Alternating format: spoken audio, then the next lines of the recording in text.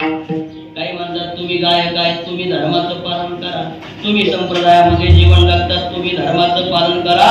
महाराज सांगतात की कोणी एकट्यानं धर्माचं पालन करायचं नाही, तर सगळ्यांनी आपापल्या वाट्याला आलेला जो धर्म आहे त्या धर्माचं पालन करायचं. तुकोबाराय सांगतात शिर सर्वांगा